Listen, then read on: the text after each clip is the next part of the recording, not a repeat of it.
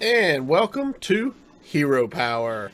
I'm your host, Avanties, and as always, I'm joined by my co-hosts, Virsica. What's up, guys? And Zerotio. What is up, gang? And back with us after a 2-week hiatus, man, we missed you, is the one and only Mattatarms.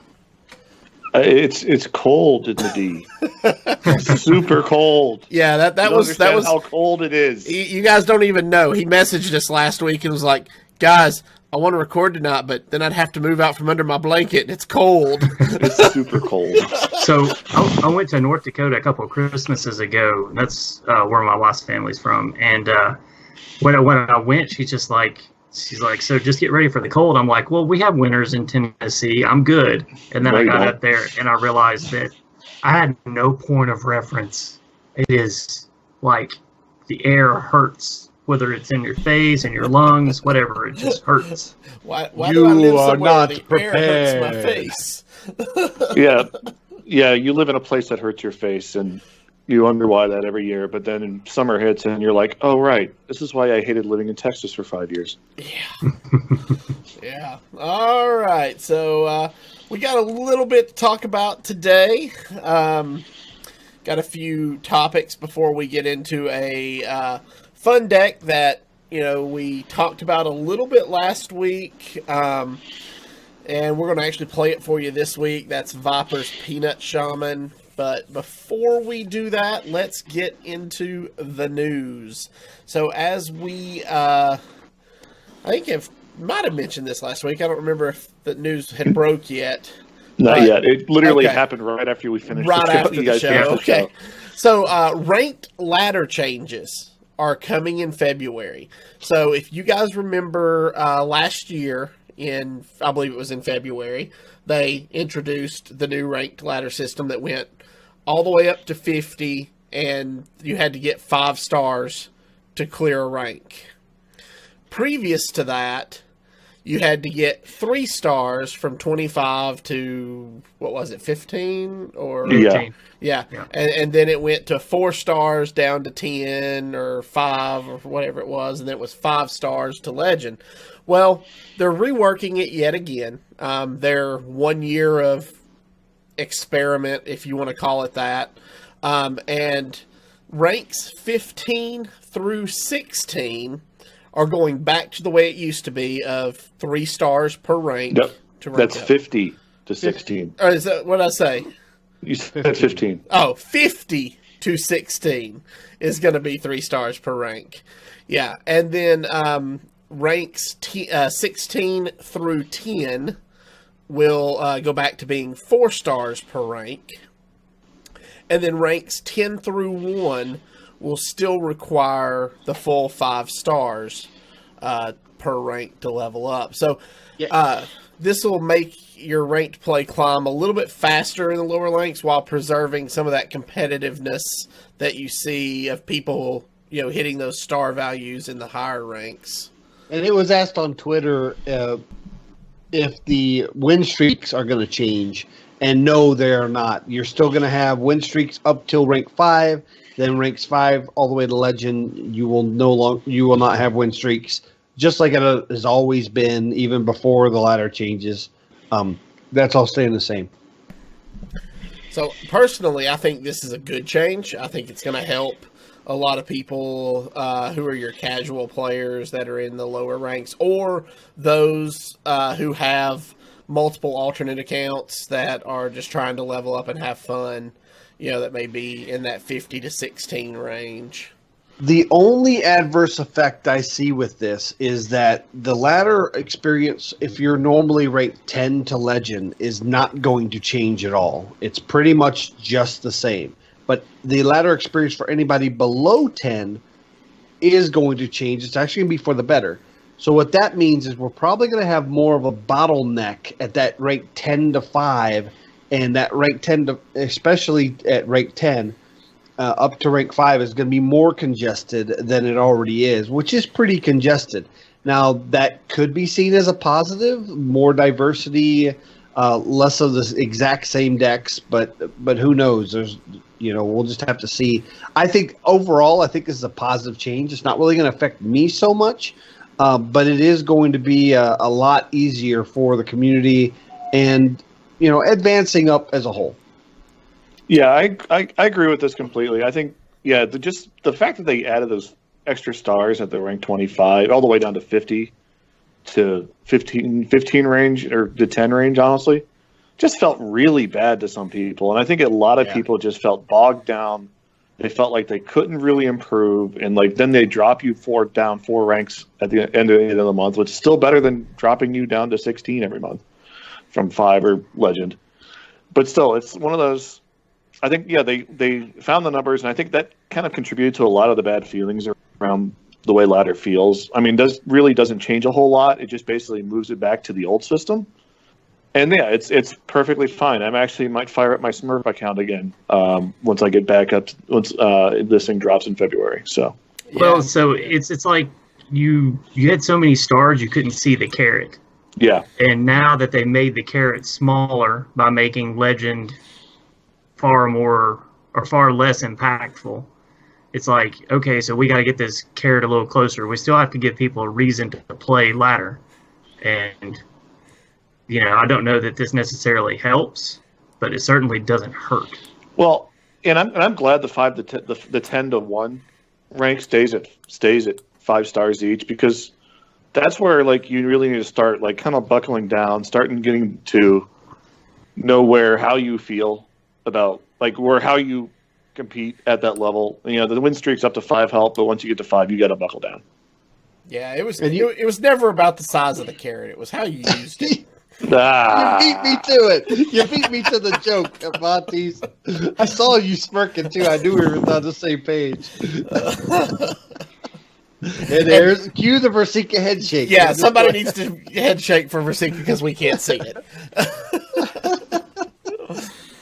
So the other bit of news this week was Iksar, Dean Ayala, did an interview with IGN where they kind of talked about post-nerf things. And one of the things he talked about was that changes were made because they've been on a radar for a while. So they don't just make changes willy-nilly. Anytime they nerf something, it's because they've been watching it, they've been researching it, they've been seeing how it affects the meta as a whole, and they give them time to see how it develops, or if it doesn't develop. If a card is busted and there's plainly no counter to it, then and they watch it for a while, then they might make a change to it. See, they didn't need to give. Okay, so this most recent change, it was what was the nerf? It was Wild Growth, Nourish, Sure Night Chain Gang, and what was it? Leeching Poison. Yeah, Leeching Poison. So those cards have been around for a while, and they knew that they had their place, so they didn't feel like they needed to wait as long for the meta to develop this time. So they went ahead and implemented those changes pretty quickly after the release of the set. He also went on to say that the team is currently happy with the current state of the meta, but that they are keeping an eye on Hunter. I'm sure everybody knows, everybody's probably seen the graphics, that Hunter is about 50% of the 30%. current meta. What? So this is where I kind of have a problem with this interview, because if you're happy with the state of a meta, you shouldn't be keeping an eye on anything. If it's to the point where you have to keep an eye on it, then it's hard to say you're happy with the current state of the meta. Say you're satisfied with how the meta is progressing, that's one thing. But to say that you're happy about the current state of a meta, and then your very next real statement, say, we're keeping an eye on Hunter, that implies to me that you don't have your ducks in a row and that you don't really have a direction. You're just kind of like, well, we made these changes, let's see how it falls out. Well, we don't really know what we're going to do if they don't. Is that fair? To a point, I do agree with that statement, but I kind of get where he's coming from on this. Surely, if you look at the actual win rates of decks via the data from HS Replay, Hunter is actually not on top of the list. It's I think Paladin is actually on top of the list for win rate. Now the percentage of players playing a specific class, Hunter is way ahead because more players are playing Hunter, but it doesn't have the highest win rate. So I could see where, from a developer standpoint, I would be happy with that. But because Hunter's being played so much, I'd like to just keep an eye on it. I'd if they told us that they're happy with the meta and they're not watching anything, that would make me nervous because that tells me they're not on alert for anything. I think you're overvaluing. They need to be watching something all the time. You're overvaluing win rate. The sheer fact of the play rate is going to drive a win rate of a deck down. The more people you have that play it, because it doesn't take into account mirrors. It doesn't take into account the number of games. I agree. And that's why you should watch it. Point. And as you're quick to say, a lot of times you don't have to worry about this stuff because you're above rank 5. But below rank 10, this is a problem. So that's why I'm saying, if you're looking at the competitive meta 1 through 5, where all the, quote, serious players are, then, maybe you aren't as concerned. But if you're looking at the people that pay the bills, which is going to be ranks 10 through 50, then, that you look at the play rate pre-10, and that's a big problem as far as, wanting variety. So my Smurf account is above rank 10, and I'm seeing a pretty good variety of decks. Mm-hmm. But my main account is 16, I think. I don't know, maybe even lower than that. I don't want to play it because I don't want to have to fight through the garbage to get to where I want to go. It's just not fun. There's no incentive for me to log that account in because of what you have to go through to get it to a spot where you don't have to go through that anymore. So if the play rate isn't enough that they're keeping an eye on it, that in turn tells me there's an issue. They just don't know how to resolve it. Or if they want to wait until the next expansion to see if it resolves itself, which tends to be Team 5's MO of late. Well, I think the fact that there's about they mentioned at least 400 decks in the article. I've seen at least about 6 on the ladder. Quite honestly, there's there's four major decks. I think that helps with the amount of play that it sees. I think it also the fact that there really isn't any one complete offender in Hunter outside of DK Rexar, and DK Rexar is going away in 2 months. Including the Spellstone's pretty strong, but that's going away in 2 months. Everything that Hunter. Everything that makes Vol'jin one of the more disgusting cards in the set is going away in 4 months. 2 months. So I think a lot of the power level of Hunter will go down. And I think, honestly, as a person who loves the class, who's loved the class forever, I love the fact that I could not play a face deck and play a long, grindy control, not even quite control, but a mid-range deck that plays completely different than anything Hunter has existed in the past. So right now, Hunter is in the spotlight. Great. It's awesome. Warrior was in the spotlight of Whispers. Was that a problem? Yeah, it was because they ended up nerfing Execute and War Axe eventually. Shaman was a huge problem in Karazhan and Gadget Zan. But like they're going to do with Hunter, they're going to rotate everything out. And the class will be semi-playable, hopefully.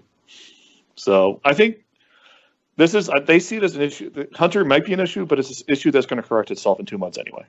And sure. in Wild, Hunter is right in line in the middle, and there's no dominant Hunter in Wild. If you don't want to see Hunter, go play Wild.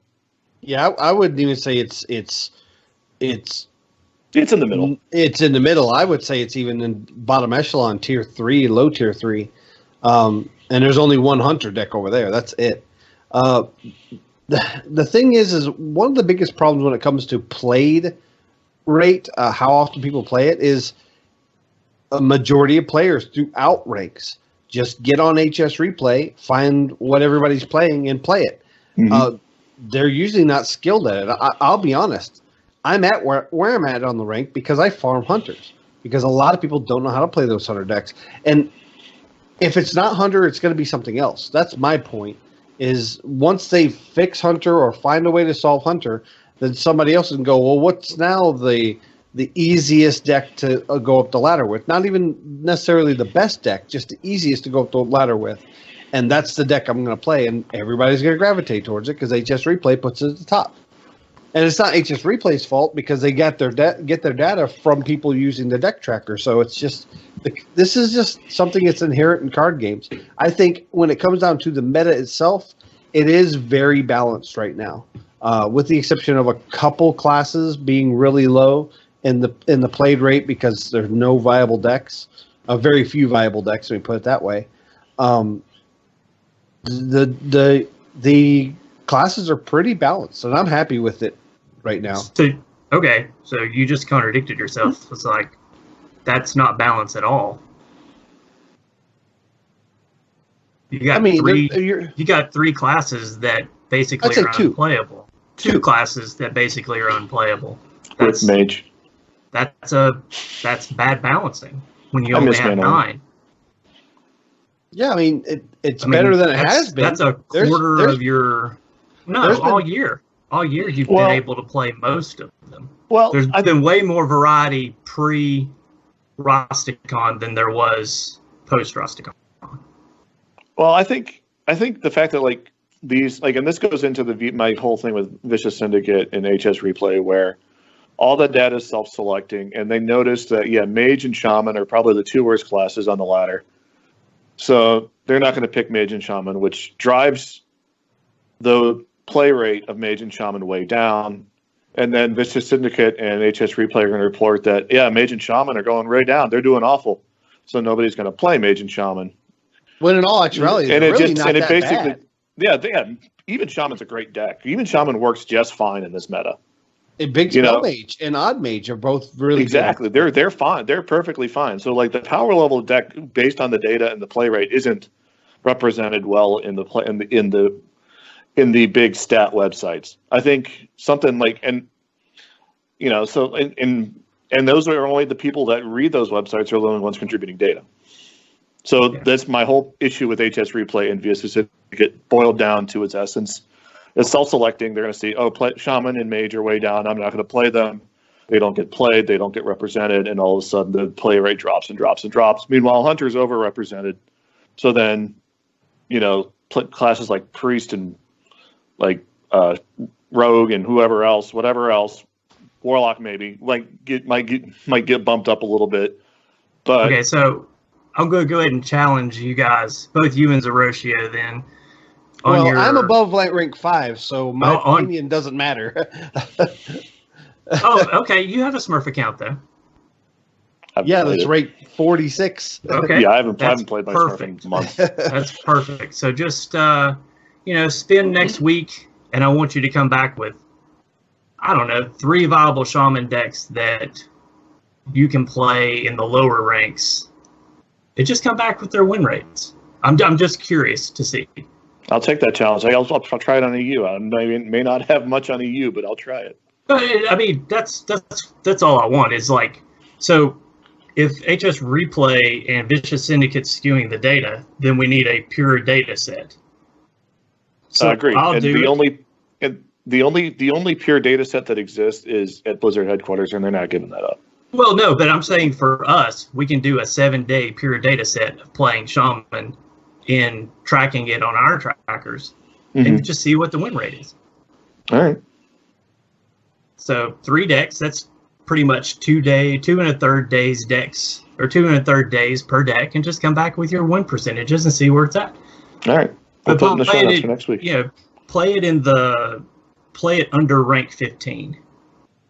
Yeah, I think I'm at rank 25 on EU right now, so. Yeah, so no, actually, you can even play it at a rank 10. I'll say no rank 10 or above, but All right. Yeah. Well, I'm at rank 2 and I saw 300s yesterday, so in a row. So it's like whatever. It's whatever. No. I'm not just talking about Hunter. I'm just talking about how that meta is very different, and I think that's why you're not seeing Shaman decks, is because if you can't board clear, you can't win low, and then you're not fast enough if you're not playing even. So, Avanties, you want in on this?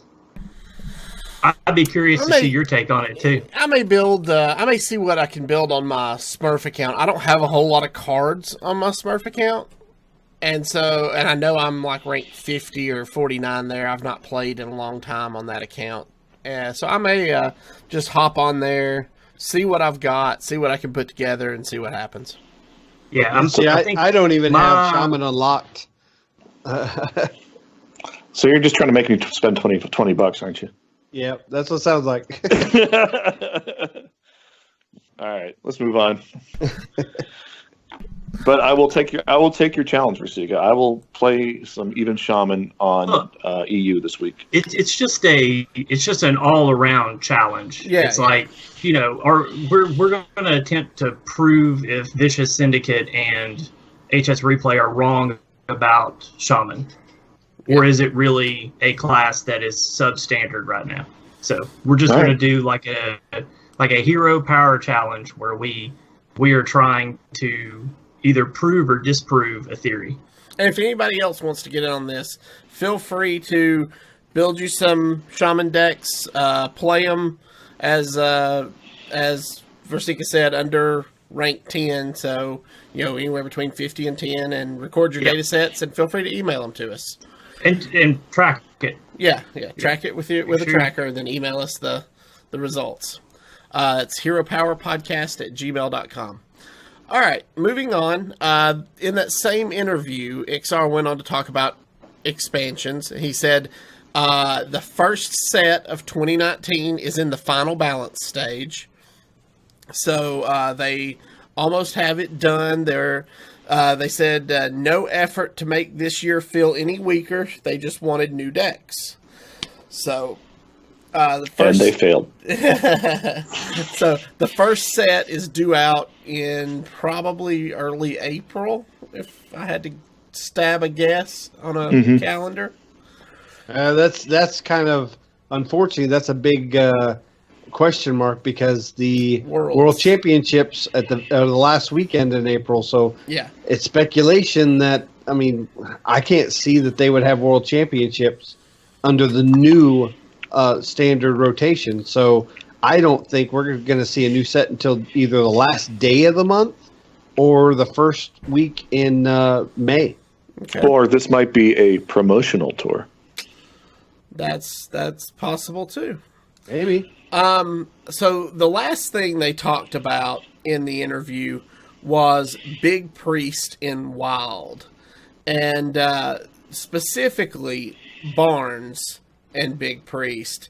And they were like, well, this guy Mattatarms has been hashtagging delete Barnes all over social media. No, they didn't mention that specifically in the article. They should have. But Iksar kind of said when these turns happen on turn 4, it can feel like, well, what possibly could I have done, in order to counteract that? And Matt, why don't you, from your perspective, kind of talk about, because I know you're not a fan of Barnes, but Iksar goes on to say that again, Big Priest is a small percentage of what's played in Wild. I disagree. I see it way a little too much Big Priest for my taste. They don't always have Barnes on 4, but it feels like they do. But I think, like that sentence that he said, when these turns happen on turn 4, you feel like it's like, okay, I wanted to play Hearthstone. He drew Barnes on 3. So great. I lose. So, move on. And I kind of hate that feeling. And it's like, I queued up one of my, games to play Hearthstone. I only have limited time to play like 3, 4, or 5 games. And, if he drops Barnes on 4 and gets a Sarge or gets a statue, if I'm playing Odd Rogue or something, it's like, well, concede, move on. And, it's gotten to that point where it's like, I just want to play the game. I want to like have that opportunity, like to wait till turn 5 or 6 to Shadow Essence. I don't get that. I get Barnes on 4, and it makes it not fun to play against. And that's my biggest thing. Barnes is not fun to play against. Okay. So, but yes, I think he does go on to say that, they are, again, keeping an eye on Barnes. It's one of those cards, but as of right now, something they were looking to do. It's not something they're looking to do right now. So delete it. That's what you do right now. All right. Last weekend was also the APAC Winter Playoffs. So we have now completed all 3 regions of Winter Playoffs. And the Winter Championship will be February 28th through March the 3rd. There are 3 players qualified for the championship who have actually already qualified for the World Championship. Technically, there are 4, but because Viper, Bunny Hopper, and Bloody Face are all qualified for World Champs. They are 100% going because they've won or top 4 previous seasonal championships. So if either 3 of those players get into the top 4, which would normally qualify them for Worlds, it would immediately set up a situation where places 5 through 8 would have a tournament to basically a little mini, sudden death tournament to find out who takes those spots. Also, Tyler is currently, well, I say currently, the points, the point system for HCT have already ended. You cannot get any more points other than from this tournament. And Tyler is the top point leader in the APAC region. So if he was to possibly qualify, then it would go to the next person who their BattleNet name is in Chinese, so I don't know what it says. However, Definition did qualify to go. So that would mean if it brings a weird scenario, if Definition makes it to the top 8, he could get enough points to get second, and Tyler got in the top 4. Tyler would then qualify. But then Definition would also qualify because he would be the top point earner. But if he won that side tournament because any of the other 3 got in, then it would go down to HI3. So this is going to be very fluid. There's going to be a lot of people that are jockeying for positions, and it's really going to matter who wins this top 4 of this Winter Championship. So this is going to be a very exciting Winter Championship. I know that February 28th through March 3rd, I'm going to be glued to my monitors and watching this. This is going to be anything could happen. It could be like dominoes. If Viper, Bunny Hopper, Bloody Face, and Tyler all qualify for top 4, and Definition makes top 8, then I believe in that scenario, then all 5 through 8 would actually 3 of the 5 through 8 would qualify, and Definition would automatically qualify. So that would mean 1st through 8 all go to Worlds. It's a really crazy scenario. I can't wait to see what happens. I'm pretty sure that second place also qualified to go to the. I think he was part of that. Was it top 4? Are you talking about for second place in APAC? I think so. Or maybe they were talking about that during the tournament. Yeah, I actually watched it live because the only one out of the 4, the ones out of APAC, and we'll go ahead and tell you who won, is the top 4 are Tyler, Tensoku, Roger, and Definition. Tyler is already going to Worlds because of Roger. But Definition, if he placed high enough and got enough more points, then he could take that top point spot underneath Tyler. He could not surpass Tyler, though. Right. Roger, I'm not going to get into Roger. He's already had too much time in my opinion. I don't think he should be in this tournament, but that's just me. Yeah. Tensoku, however, is going to have to qualify in the top 4 to make it. He just doesn't have enough points to get close enough. But it is a crazy scenario, and I kind of hate this is the last HCT. We won't be able to see things like this, but hopefully the new system and that they'll announce here in the near future will give situations like this. Those would be kind of cool. Yeah, about that. So they did say that they will reveal their more information on their plans for the 2019 season, including how their new competitive format is going to work on February the 19th. So just about 20 days from now, give or take. Yeah. So I'm really looking forward to seeing that. Now, something real quick I want to touch on that's not in our show notes. If you guys didn't see it, yesterday there was an 8-hour stream on Twitch Rivals, twitch.tv/Twitch Rivals, where they did a team arena draft tournament, and it was well produced. Oh, yeah. And so much fun.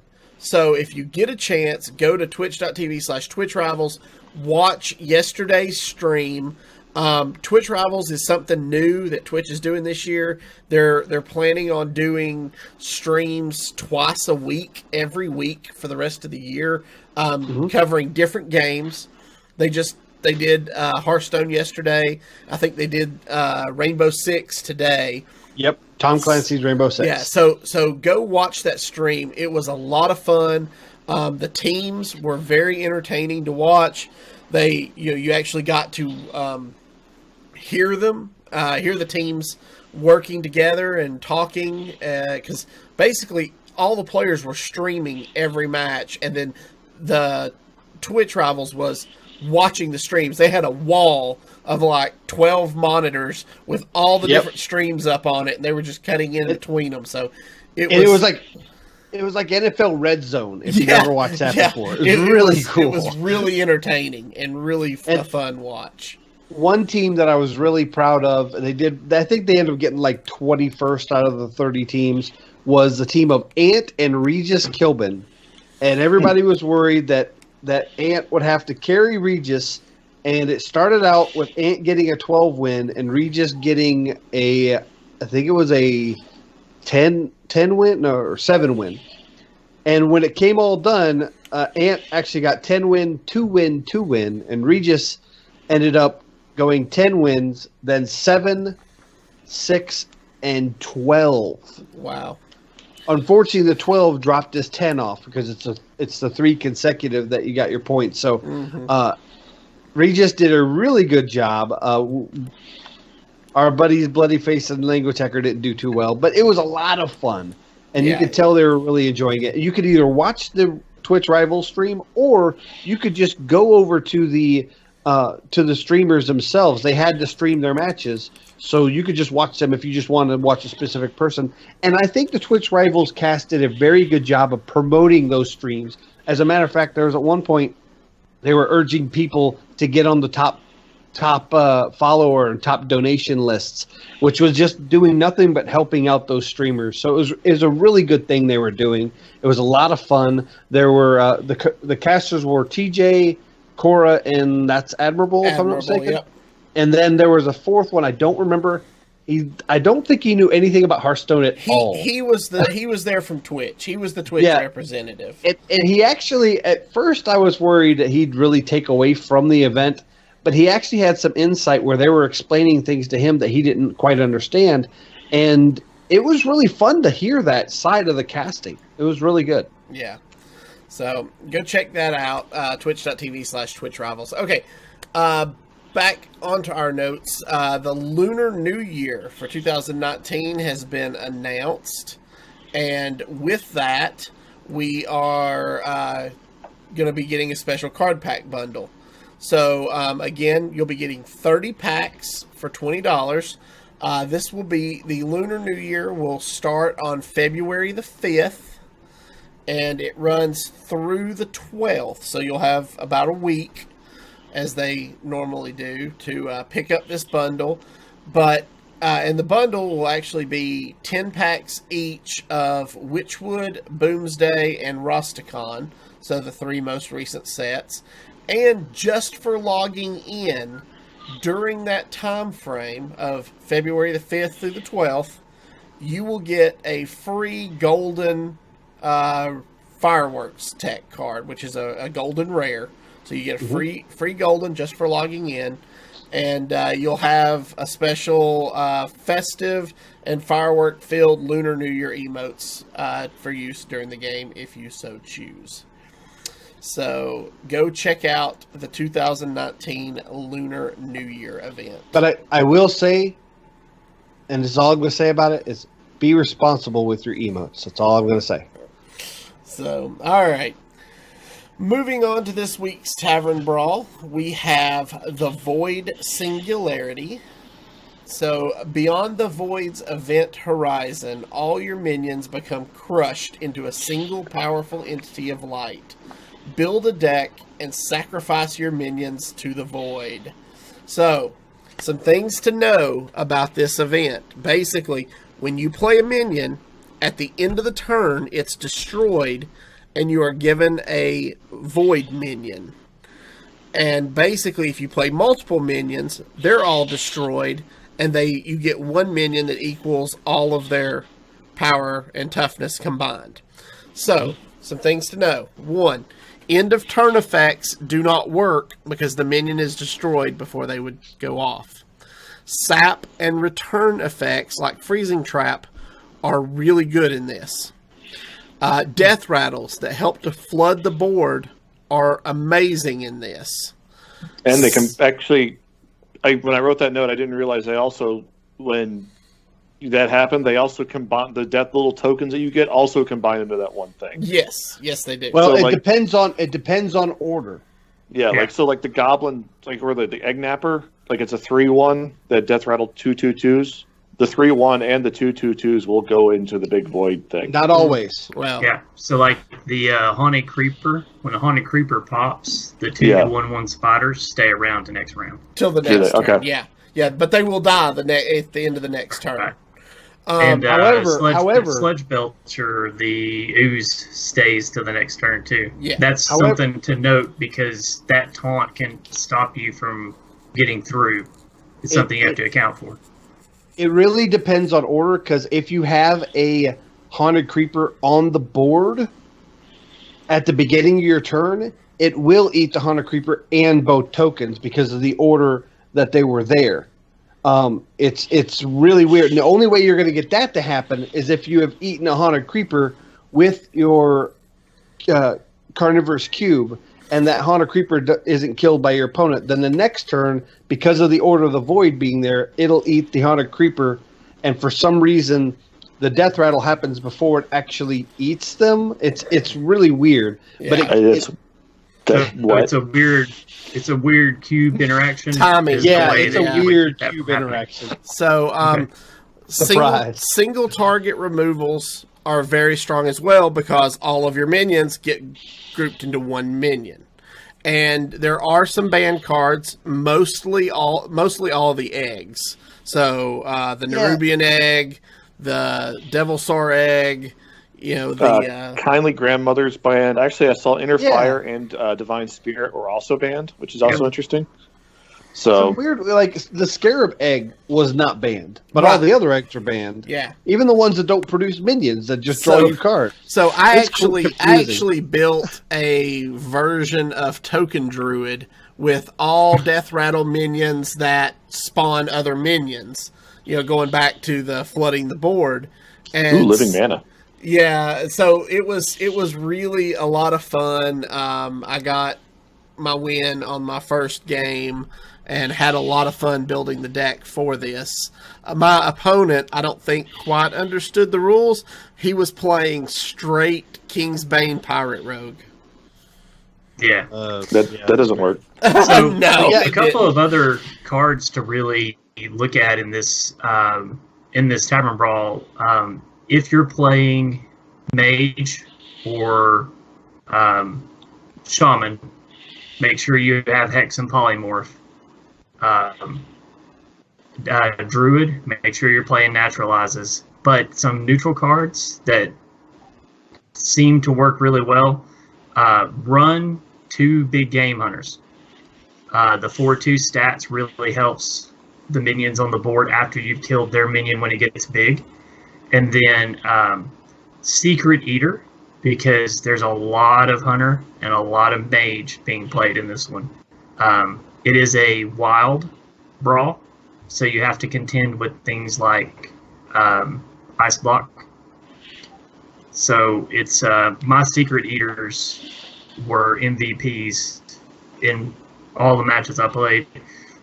Same with the big game hunters. Silences are, you don't have to worry about them because there's nothing to silence. It's just a minion on the other side.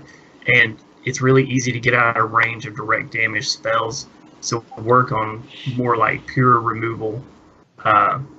Poison Seeds was fantastic for me. I played Druid. I built a Druid, just Druid Ungasta Beast style deck, and just ran over them by controlling it early with Naturalize, the Spellstone, and Poison Seeds, and then later taking over with the bigger minions. The 5/1, I forget the name of it, but it's a 3-mana 5/1. If it's in your hand, you can adapt it. Or if you have a 5-cost minion in your hand, you can adapt it. That thing is tremendous in this brawl. So much value. Yeah. So you're saying this is the brawl for me to play Harbinger Celestia? Yes. Oh my goodness, I didn't even think about that. That actually wouldn't be bad. Huh. And I had it played against me a lot. See, I had a quest that was to play hunter cards, and I thought, I don't know when I'm going to get that quest done because hunter's so unplayable right now. So I decided to just pick hunter and just click 30 times until I got to 30. Well, I clicked hunter, searched death rattle, and then clicked 30 times until I hit 30 cards, and then I won my first game. Hunter's Mark's super good in this brawl. Oh yeah, it is.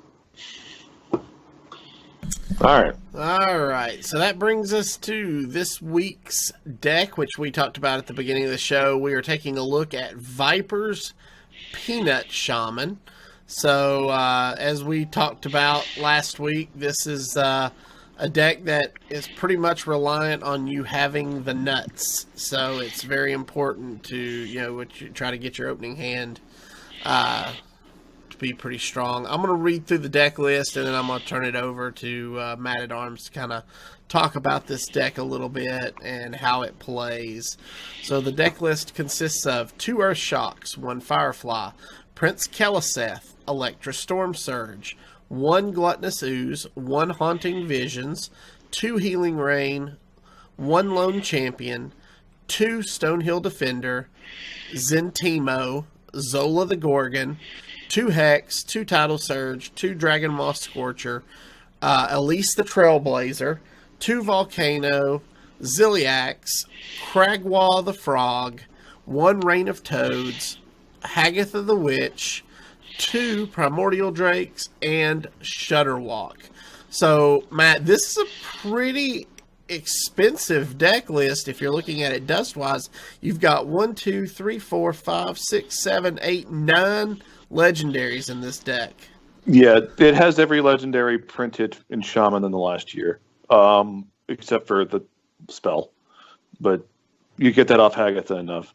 This thing is very expensive. Yes, very expensive, but it's also one of those decks that's very skewed to like an aggro meta or a mid-range meta.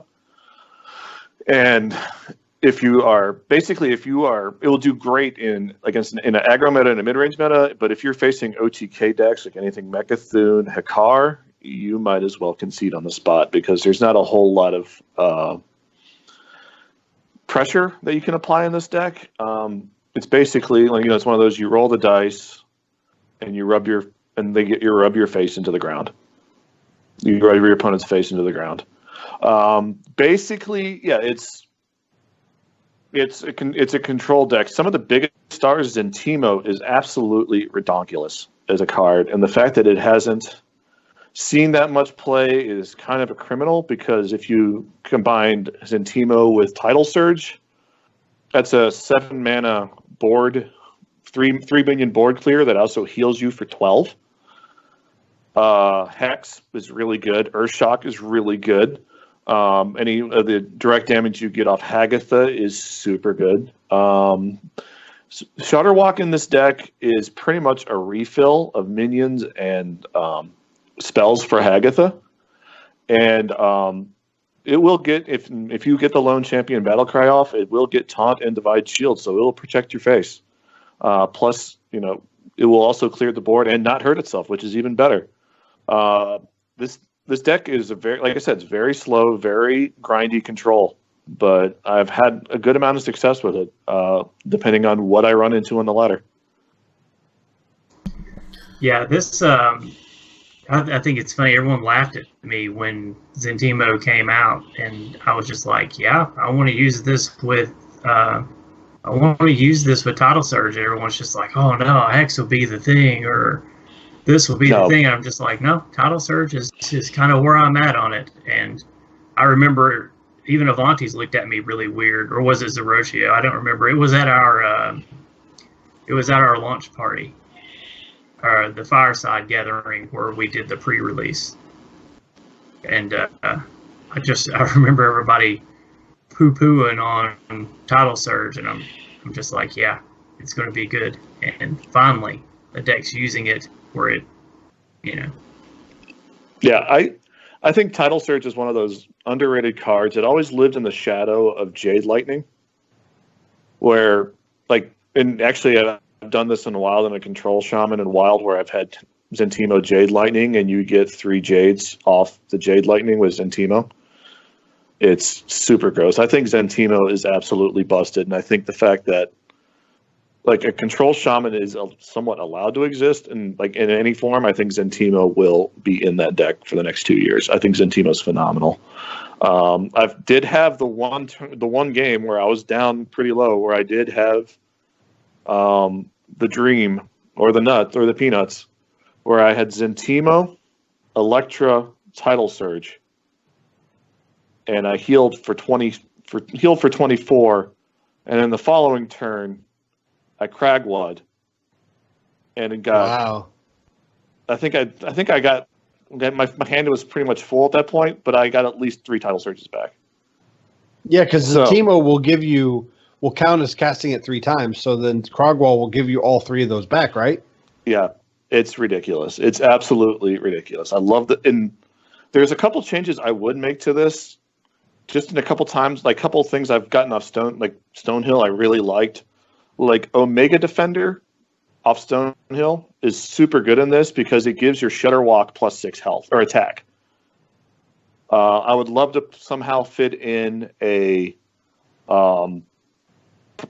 Twilight Drag to buff up the Shudderwalk's health. And I'd also like to throw in, instead of the Firefly, throw in a Glacial Shard, because that freeze off the Shudderwalk can do some work.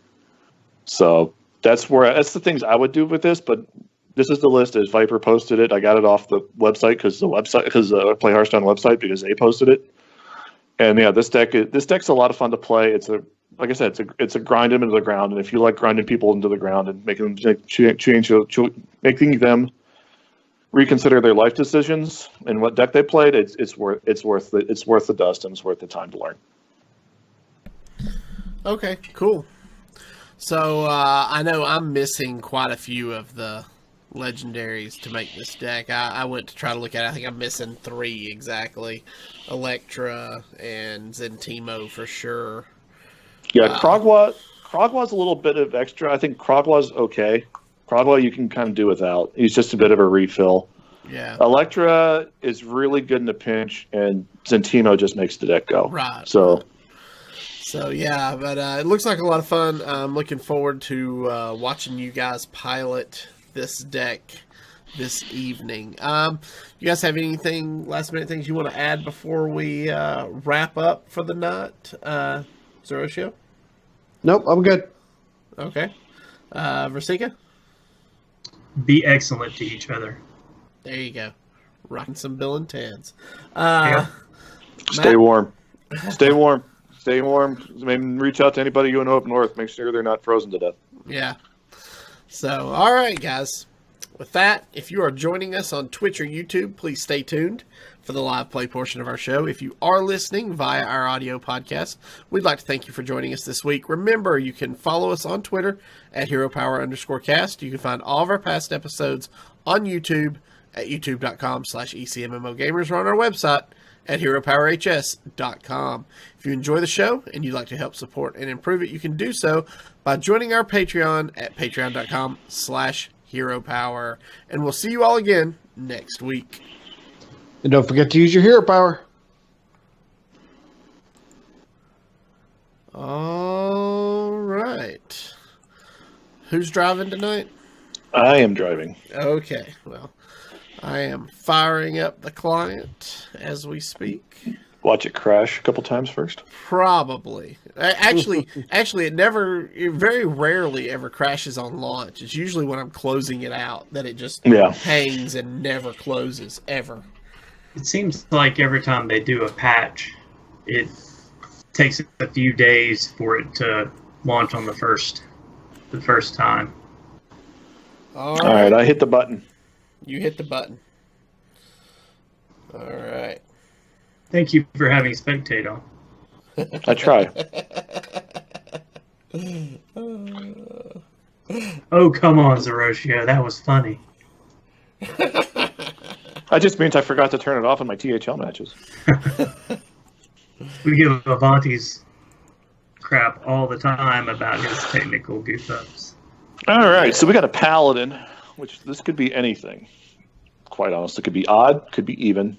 It could be a boat. Holy Wrath OTK. So I'm going to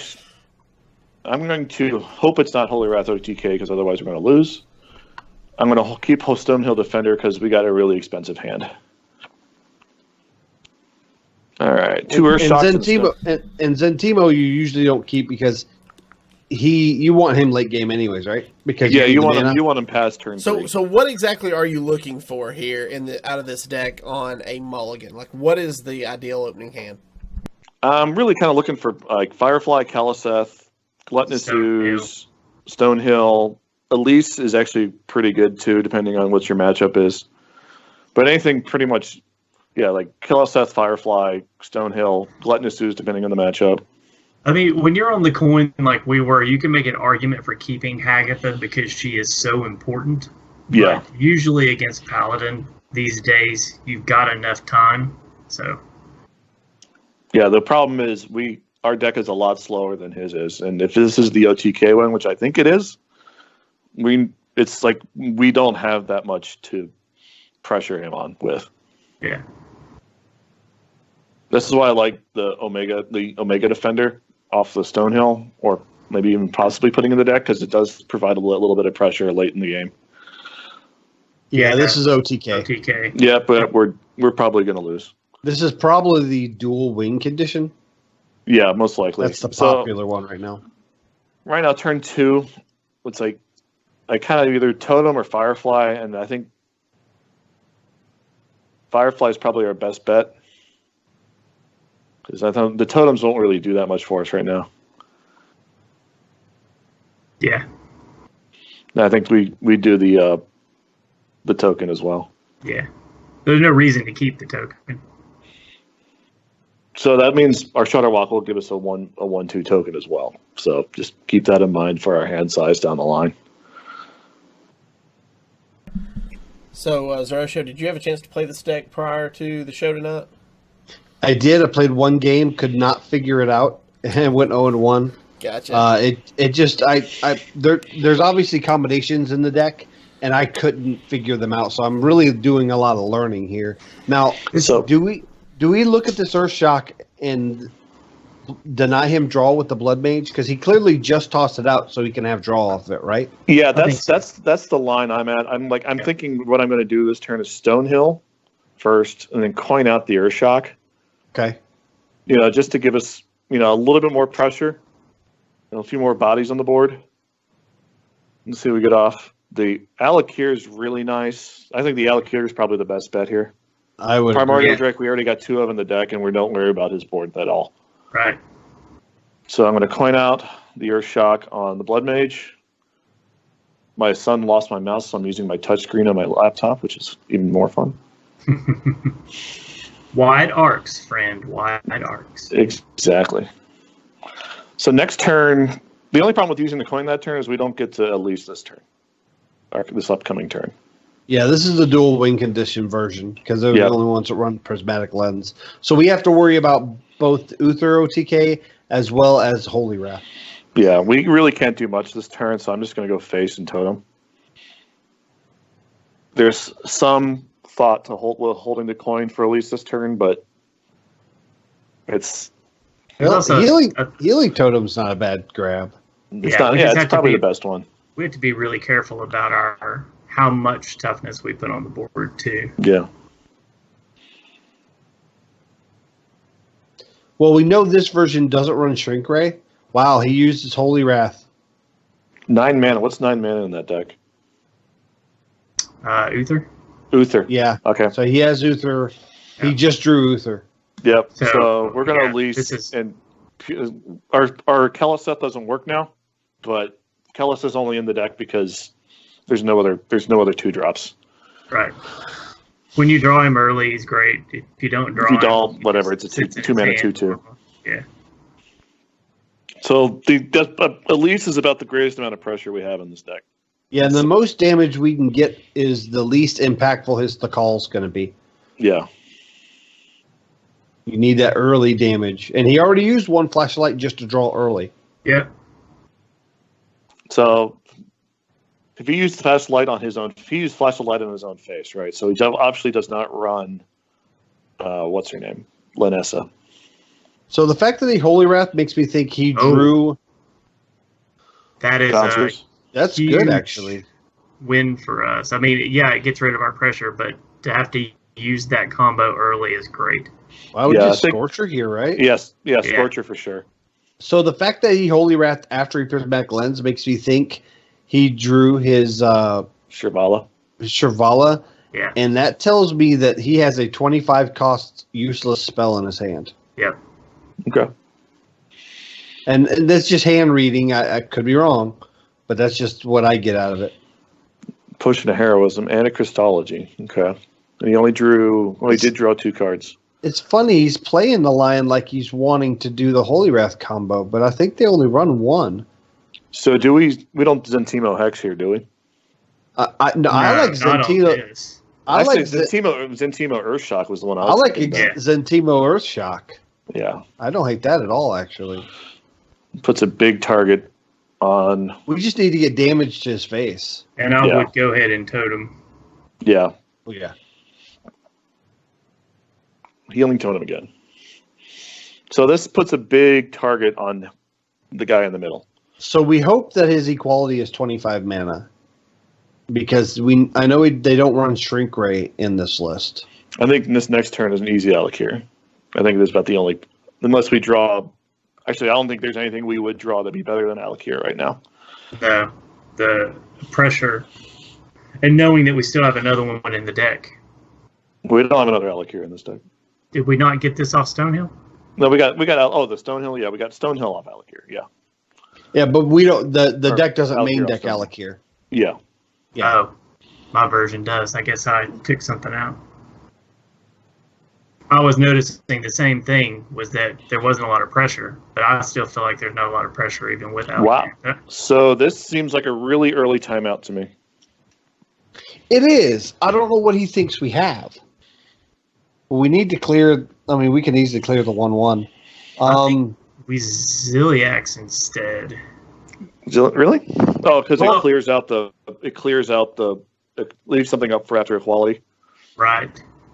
Yeah, I and don't the hate it. the divine shield's going to be very valuable here. And he might have equality. He might have timeout because of his hand size. Maybe. Was he at? He's at 9 cards. He Yeah. was at 9 when he did it. So that tells me That timeout felt really early. it's possible he has the second. No, he's already used 2 prismatics. I'm trying to think of something that would draw him multiple cards. That's why he was trying to make room in his hand. He's Second mousing over Christology, anything, maybe? Second flashlight, maybe. Maybe. But that would only draw one card, so that wouldn't. I don't know. So we have 8 damage. We have 8, 11. We have 12 damage going face next turn.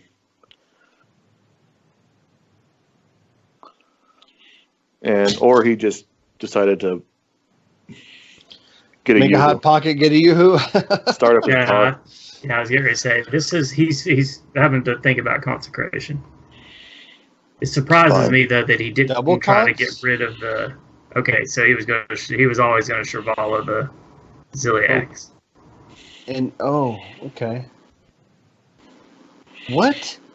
Sure. He's going for the infinite Shrivala. Okay. But that's just we need to clear these minions. We hex title search. I mean, I think we could just title surge, couldn't we? I think title surge and Timo, yeah. Yeah, roll for spell power. Yeah, roll for spell power. And if we get it, we didn't. We can just run Zentimo in to finish it off. That works. Yeah, I wouldn't waste hex and that. I mean, the only benefit on that is if we had Kragwa on our hand. All right, I'm going to hold on to the ooze for when he drops Uther. Right. Oh yeah. Oh, definitely. We know he has Uther. I don't know why he didn't play it last turn. Probably because he wouldn't get any life gain because of Ziliax. Only thing I could think of. Well, he didn't get any.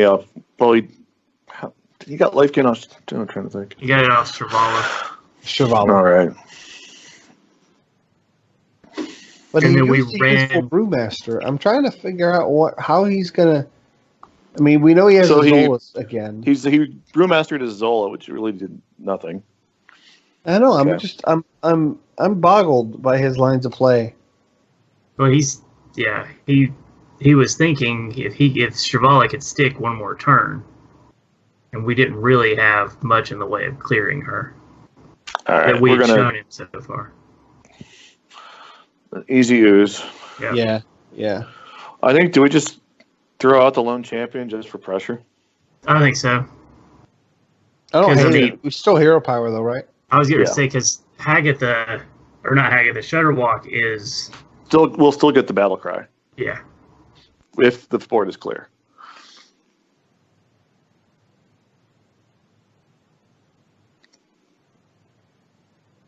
But we're going to probably lose to the Horseman OTK anyway.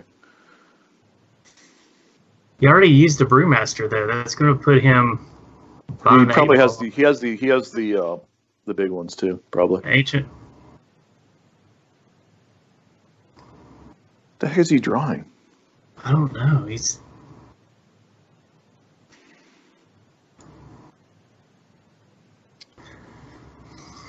What bounce effects does he have? If he's running ancient Brewmasters. If he's running ancients, yeah. Yeah, but this list does. I don't think this list runs it. I've got this list. Hold on, let me see. I don't personally like it.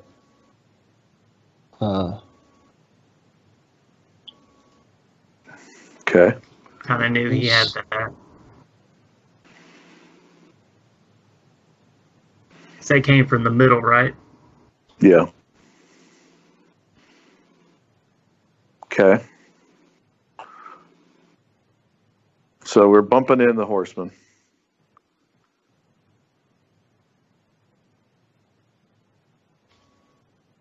I think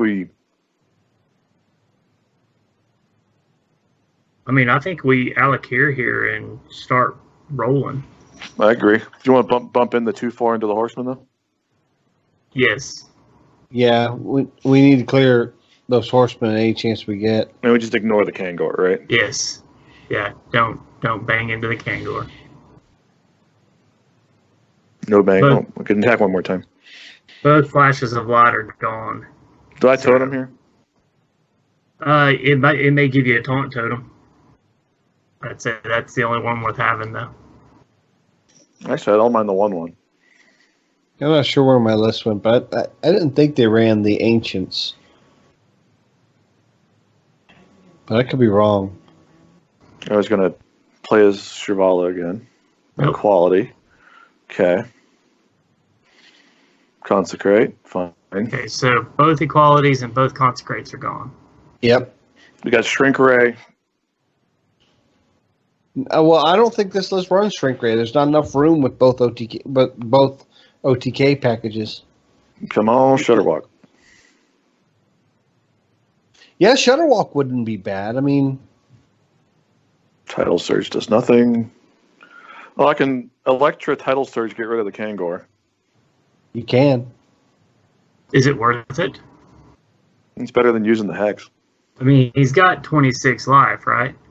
Yeah. Yeah, he's I don't know not that gonna I gain would much. worry about that till we had him lower and could do something about it. Well, he's also down to 2 cards, so he's going to start taking fatigue if he doesn't get things online. Yeah. So, Which he yeah, probably- just totem I mean- pass. Yeah. I'm just I trying to like, figure out what he could have online. I like saving the title surge for Horseman. Oh, yeah. Well, yeah, for the 1 horseman. For a horseman. Yep.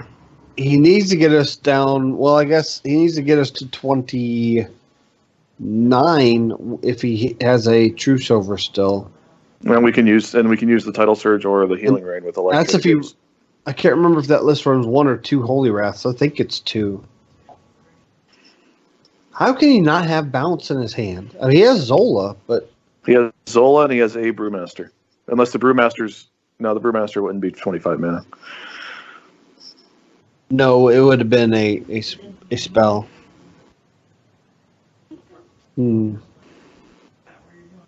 Okay. But who knows? That Brewmaster could be 5 mana. He's pushing damage. Okay. It's fine. He's going to go for the Shirvala play.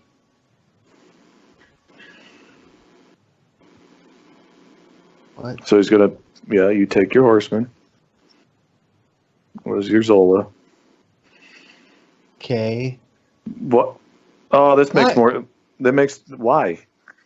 That's his second Brewmaster. I don't. So I just Volcano. I think He he only- Volcano. He's playing this wrong. He doesn't know what he's doing. I'm just going to play for fatigue now. Yeah. Because he's got 1 horseman in his hand. He'd have to be running 2 Ancient Brewmasters for him to be able to get that. Fine. Banker? Okay, there we go. That makes And more he's gonna- sense. And he's going to Holy Wrath us and we lose. Yeah. Like I Yeah, said, yeah. like this is a bad matchup for us anyway. Oh, weird. His lines of play were really, really weird. I don't. Whatever. Yeah, that's just a really. I didn't like his lines of play. All right, let's go right back in. Find a better matchup. Give me a Hunter. Yeah, this list actually does really well against 3 of the 4 Hunter decks running around. That's what I lost to was 100. But again, I still am not grasping how this deck wins. It wins by grinding them into the ground. If this is Priest is a bad matchup too. Depending on what type of priest it is. Well, I mean, Clone Priest, depending on the roles. Clone Priest. Yeah, we can start hexing their stuff if we get it. But Yeah, definitely. so I think we're going to be looking for hex. I think Gluttonous Ooze does nothing. Healing Rain, not so good right now. Trailblazer is probably a keep. Yeah, I think so. Even though we're not on the coin, she's an important turn 5 that they have to deal with. Ouch. Shutterwalk and Drake is no good. Firefly is okay. BBH in the chat asks, what's Haunting Visions? Haunting Visions is a 3-mana shaman spell, came out of Rastakhan's, and you discover a spell, and your next spell that turn costs 3 less. Yeah, so you don't have to play that spell. You can play any other spell in your hand. Yep. But you can... Like, I actually did a Lava Burst lethal with it where I had, like, a spell there, or I forget how I did it, but I remember, like, playing the spell, another spell in my hand, then hitting him in the face with Lava Burst. Yeah. I tag team that with Electra a lot. Oh, Yeah, yeah. that would be big. Electra and Lava Burst are best buds. Yeah. Hey, hombre. So I remember what I took out. I actually took out the 2 primordial drakes and put in a Lich King and a Valakir. I actually don't hate that a lot. I don't hate that at all. I think we're just gonna totem and keep poking them for 1. I went because if you get anti-magic shell or the weapon or Frostmourne, it really helps out. Yeah, I like those a lot. Kragwa. The Frogwa. Yep.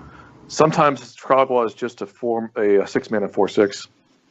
Yeah. But like Against I don't priest, think actually. that's fantastic. Yeah, I am actually going to hold off on toteming because I don't want to play into Spirit Lash anymore. Yep. The benefit of Krogwine, just Krogwine, is that if you can make sure to play a lot of spells a turn before you Shudderwalk, Shudderwalk acts as a Krogwa as well. Oh, this is juicy. Oh, this is beautiful. This is Dragon Priest, which actually increases our win rate a lot, I would think. So that actually opens up the Krogwa again for next turn. I don't think he has Dustbreaker, or he would have played that, right? Yeah, so we can get that Earthshock back with Krogwa next turn. Yeah. And put a 4/6 out, which is pretty sweet. I love Krogwa so much. Or if he plays another Twilight Drake, we can Elise Earthshock and do the same thing the next turn. Sure. Let's see. Okay. Okay. Fine. I'm still going to Krogwa. I would. Or do you want to just Elise Earthshock? I like Elise Earthshock. All right. I mean, we're still going to get an Earthshock regardless, right? Right. Yeah. And this way it forces him to have to deal with Elise. And also, if he puts out something that's good to Earthshock, we can Krogwa, get the Earthshock back, and then Earthshock again. Right. Because we'll be on 7 mana. You know what's actually really nice when in your Shadowlock turn if you played the pack the previous turn? With Krogwa. Yeah. I'm actually totally okay with him doing that. Yeah. So, Krogwa, right? Yeah. Yeah. 4/6 is a body he's going to have trouble dealing with. And now he knows that we have a Twilight Drake. Yeah. Or, he knows we have the Earthshock for the Twilight Drake. So he's going to be tentative on playing it. I mean, this turn is going to be a primordial period. Yeah, next turn's Primordial Drake. Ooh, Crowd Roaster. Cool. Yeah. I can't see any reason why we wouldn't. Actually, that's a card I want in this deck is Crowd Roaster. Ooh, are we sure we don't want a Tidal Surge with Zentimo? No, we're not low enough to worry about it. I know, but that would clear the board. So Yeah. Primordial Drake kind of does the same thing too. Yeah. It's just it's just a turn slower. Okay, that's fair. Plus, we want to get as many good battle cries off for Shutterlock. Yeah, we still need to I'd still like to get Lone Champion. I still like to get Stonehill Defender. Like this, pretty much did the exact same thing. Ooh, there's the Ungoro pack. We do the Ungoro pack. Get. Yep. What's in the box? 7 cards in a pack. We're gonna lose one of them. Well, can we play something first? Yeah, probably. Oh well. I was gonna say, if we got to play something first, maybe the Hex or Shadow Visions. Or the Direhorn. I like the Direhorn. Yeah.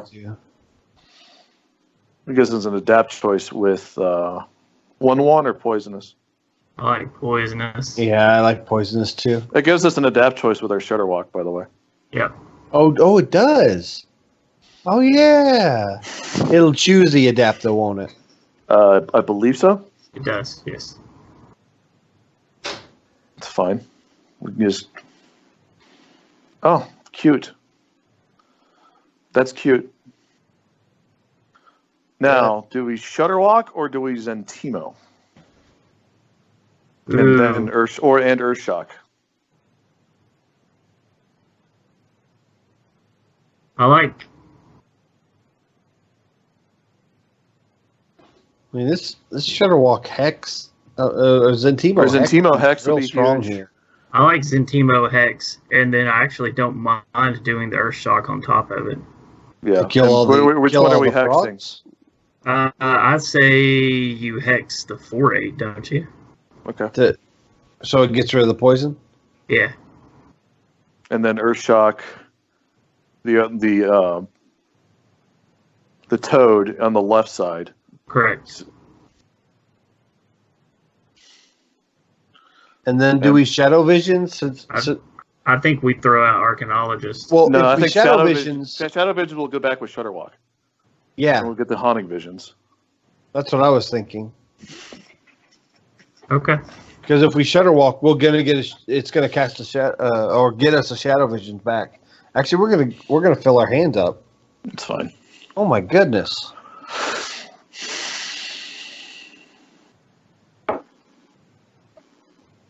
I hate that card. Okay. Shutter here? I don't hate it. I don't either. I wouldn't mind Haunting Visions either, though. All right. I'm thinking out loud because we can cast Tidal Surge if we don't want to cast what we get, and we can follow it up with Forked Lightning. Those are bad. Those are really bad.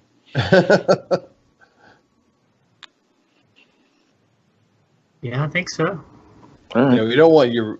Well, I guess Do we play the copy? But anything? Well, actually, let's do the Dragon Maw. Yeah. because that'll give us 3 damage. And We'll then Tidal Surge the middle guy, or the left guy, Yeah. and now we can't Shutterwalk next turn. Yeah, because we're overloaded. I don't know if we needed the forked lightning there. And if we play the other Dragon Ball this next turn, then that's 4 damage to the board that Shutterwalk's going to do. Mm-hmm. Now let's go ahead and drop the Archaeologist then too, I don't hate that. depending on what we get. Hagatha's a good choice. Ooh. I like Hagatha. Doesn't quite kill that, but that's fine. It's fine. I think this deck just outvalues the Dragon Priest.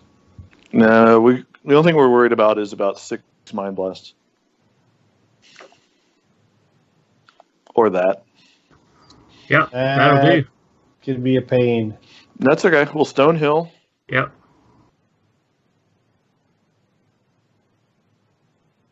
Earth Elemental. I think so. We're going to Healing Rain. Correct? Yes. All right. And I think we just toss out the 2/3 just for. Yep, because he'll give us a spell. Ooh. And Cryostasis Alex? Yep.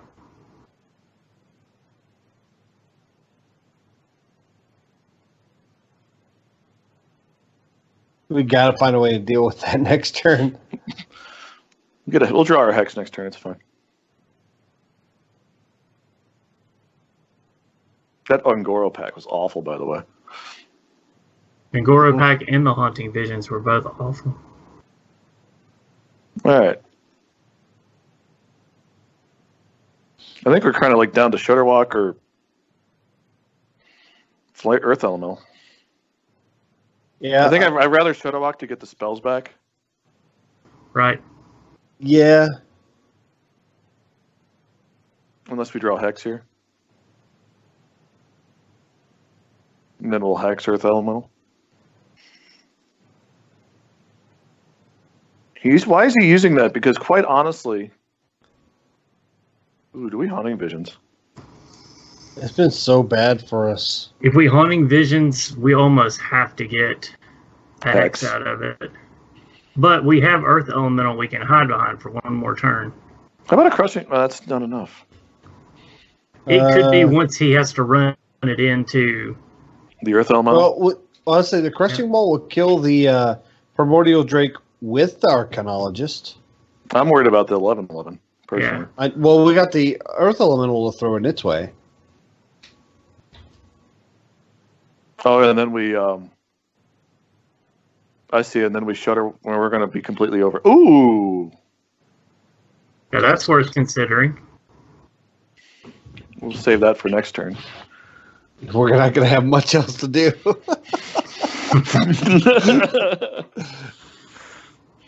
God, I love Hagatha. Haunting Vision has to get us a hex. I guess it could give us he'll heal it, so it'll be outside of.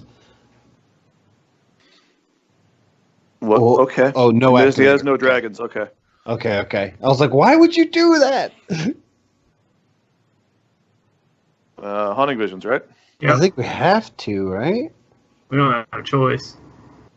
Oh, those are awesome. I don't like any of these. We're not going to be able to get any value off the reduced mana. And I could lose my. Don't Beaker Lightning because then we can't you lose your Shudderwalk. Shudderwalk. Yeah, We're going to have to Shudderwalk. Shudderwalk next turn. We'll have to take this one to the face. Yeah. Yep. I mean, we can. God dang it. I should have saved onto that cryostasis. Oh well. I think I would have rather cryostasis our own minion, our taunt, but I don't know. But we didn't know Crushing Hand was going to come out of Haunting Visions. No. All right, I mean, come on. realistically, when you're looking at stuff to get out of Haunting Visions, Crushing Hand's not high on your list. Well, wait, 8, 9, 10, 11, 8. Do we? That clears the board. It clears, yeah. I like it. So whether we like it or not. Yeah, Volcano and follow it up with Stonehill. Yeah. yeah, come on, kill it. Okay, good. I just think we've gotten way past the turn where Shudderwalk's going to give us a lot of use. Ugh. Witch's Apprentice? Witch's Apprentice, yeah. Gives Yeah. us two. Lava burst. Yeah. Well, we got us a window now. Lightning bolt and a yeah. Bird. So burn, baby, burn. Come on, where's Electra? Where's Electra? She's still on my deck. yeah, Good. that's what I was thinking. Electro only works with one spell, but still. We've got, what, 12 cards in deck? Yeah. Oh, thank you. Thank you for not doing anything. Yeah, this is a passive turn.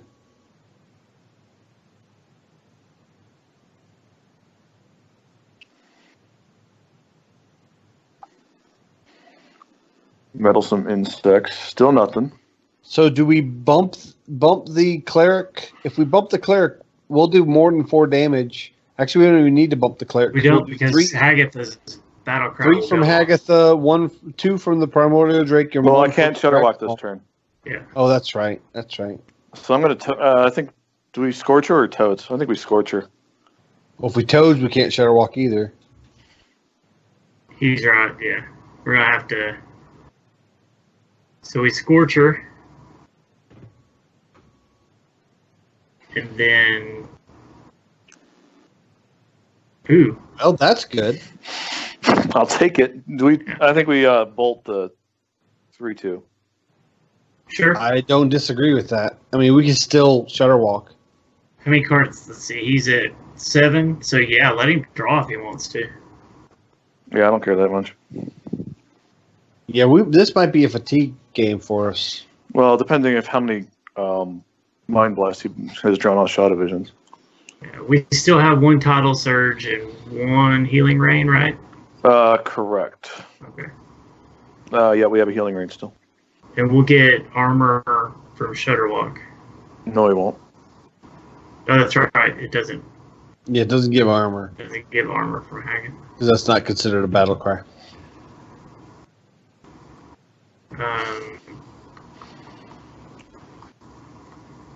It's fine. That's great, actually. I really like it. Healing Rain. We are going to clear our own Scorcher.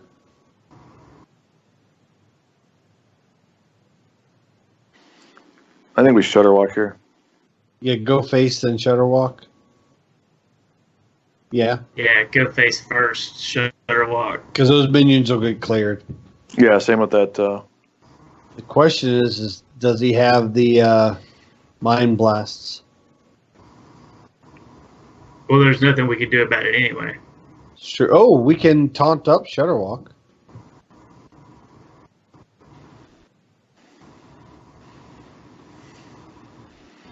Put another pack on our deck.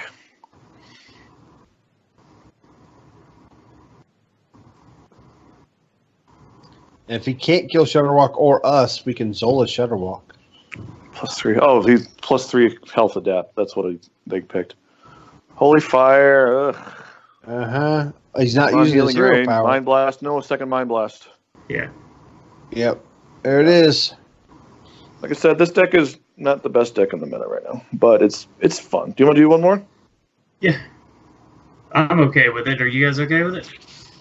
See if I can Sure. drop myself to rank 3. Well, so those haunting visions and the Elise pack, it's very rare that all three of them whiff. Yeah. So I don't know that was necessarily the best representation of I how think- that normally goes. I think if we had a chance to actually heal up a few more times, or if we didn't have that, if Alex Straza wasn't such an issue that game, I think we would have been fine. Remember, we just got to be done in time for Zerotio to watch, spy on people living together in a house. All right, No, I'm too going to late hold on for to that. That starts in 2 minutes. Oh, All right, I'm going to hold on to Lone Champion and Gluttonous Ooze. Gluttonous Ooze, if this is Odd Warrior, I'm going to hold off for Super Collider. And Lone Champion is just good to drop early. Yeah, and he's probably not going to have too much early. So this deck actually can outvalue a Odd Warrior. Yes. Yes, it can. Especially with the Elise pack, I could see that. Well, Alright. that does work. I guess we're going to totem anyway. So I was thinking, do we want to do that because of Lone Champion? But I guess. I'm not. Well, we can drop Lone Champion at any point in the game. It's not that critical. And Like, this matchup, the Divine Shield taunts not that important. Oh, this is more dangerous. Yes, this just changed to being possible to unfavored. Yep. Because they damage a turn, this could be hard to tempo and keep up with. And actually, it goes against what Hagatha. You almost want your totems. Yeah. Yeah, so we may not play Hagatha this game. That's a viable tactic. It's fine. I mean, I- unless we I can think burst you- with it. I think you drop Lone Champion here and apply pressure. All right. It's not my favorite card in the deck, but sometimes you can just do things. And actually, him not having taunt is useful against Collider. Yeah. Well, we're going to kill his Collider because- on sight, so. Yeah, well, yeah, but he won't have a chance to use the Lone Champion to clear something. Mm-hmm. We just surge face? No. You can't search face. No, surge the minion, then go face. Stonehill. Oh. I think I'm not worried about the Stonehill Defender.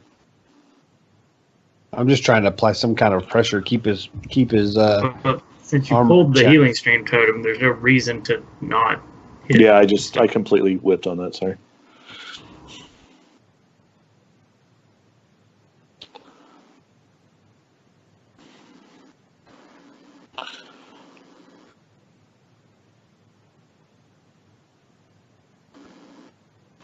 This would be a Reckless Fury turn for me. A Reckless That's fine. Fury.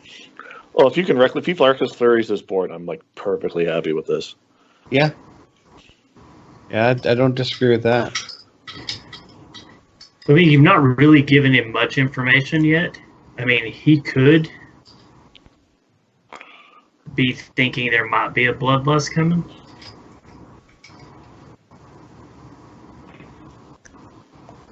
These haunting visions, right? Yep. Please get Bloodlust. Feral Spirits is pretty good. Yep, I like that. Yeah, it takes our tempo down. Won't be able to Krogwa next turn. It's fine. Well, we could Tidal Surge and Krogwa it back. I like that.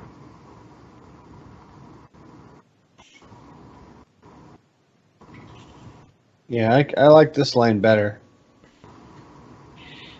Save Feral Sports for when he deletes the quest. Just give him 2 more things to shoot at.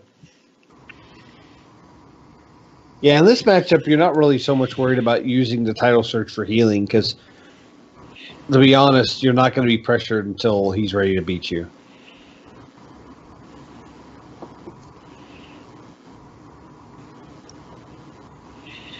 If we have Hex, that's Kingdom great. for a Hex. Hex would be over Krogwa. Nope. I think we just hold then. Just drop Krogwa and hold. Yeah. Yep.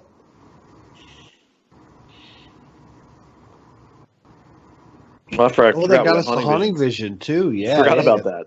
That's really good value, actually. That's I actually love Krog. better getting the Hex. I love Krogwa so much.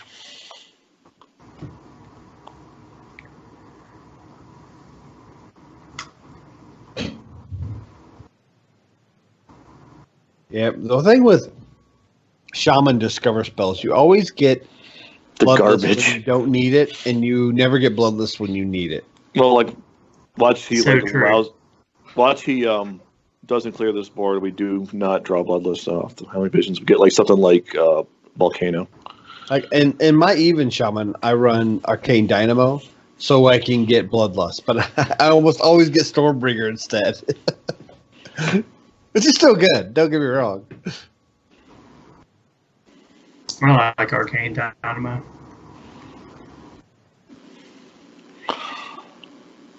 Okay. Oh, Brawl. Brawl. Okay. Now we'll get the Bloodlust off the Yep. This is how it works. That's how it works. Krogwa? It's Hey, Krogwa. that's the Frog. best result. Beautiful. Do we just Feral Spirits here and start applying pressure? I think we Haunting Vision first, right? Well, Earthshock for the second taunt. Death Rattle. I don't hate that. yeah, I don't hate that either. Or And then- Ancestral Spirit for, I think Earthshock's probably the best one. I think Earthshock, yeah. All right, we're going to. So, hold on. Do we Electra Feral? Do Sure. we need all our mana next turn? Nope. We I mean, need at it's- least what's 3. We need 3 mana next turn. That's all we need. Maybe 4. And see, hitting he's his paying- face. If he's paying attention, he knows that we didn't play our Haunting Vision card. Yeah. I mean, Oh, this is great. So we can just title search this and run one of the wolves in. We don't have to or shock this. Correct. correct. All right. But honestly, I don't. I like know. her. Yeah. I like fine. Earthshock. I was The going to thing- say, Here's my thing. Since we drew the Zentimo, the Earthshock will be really good when he Phantom Militias. oh, that's true. That is very true. I mean, if that makes sense. I mean, It makes total sense. I like it. Well, the heal would have been really good too. Either or is good. I always forget about Phantom Militia in this deck until it bites me. yeah, that's the thing. And on turn 9, they finish their course of Phantom Militia, and you can't get past it because it's 3 taunts. But with Zentimo Earthshock, you can. Yep. You know, it'd be really good next turn. Zola. Oh yeah. I wouldn't hate Zola. Yeah, Zola and the Krogwa. Oh yeah. And then draw Krog and play Krog and get my healing thing back.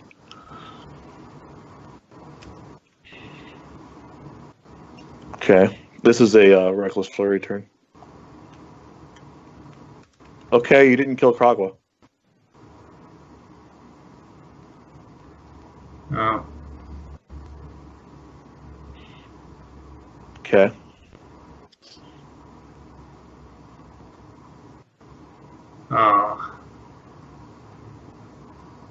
Do we just Earth Shock it and go face and drop the Ziliax?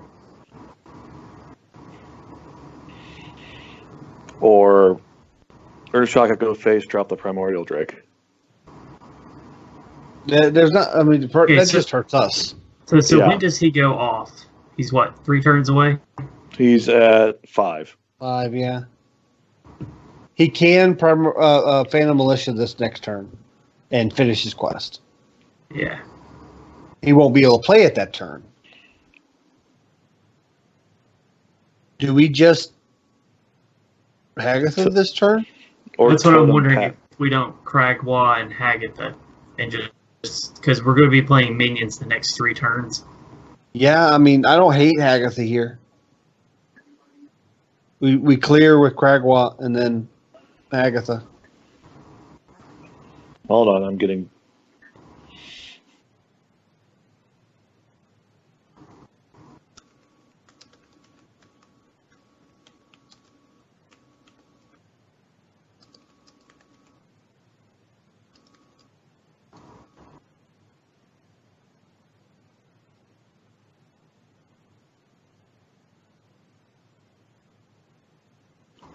I got paged.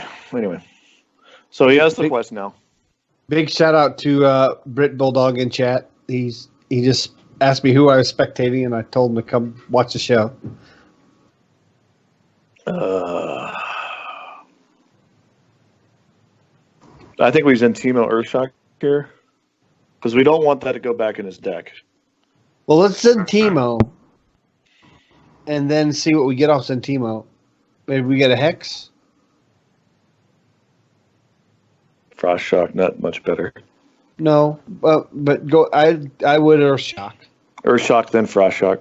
I mean that stalls him from being able to clear it easily. Yep. I like that. We could even Ziliax to finish off Tar Creeper. The Tar Creeper. Yep, I like that too. Ooh. Feral Spirits. And the main reason I want a Ziliax is to get another spell. That's really, it's less about getting the body or the clear. It's more about seeing what spells we can get. It also, he's going to have to hit Zentimo with the Rag Shot. Or a Super Collider. I think he plays Sulfurious this turn, right? Didn't he quest this turn? I mean, I would. I would, and then I would run into Ziliax with Sulfurous, and then here comes the tank up quest. Yeah. Sulfurous into Ziliax. The tank up negates the damage.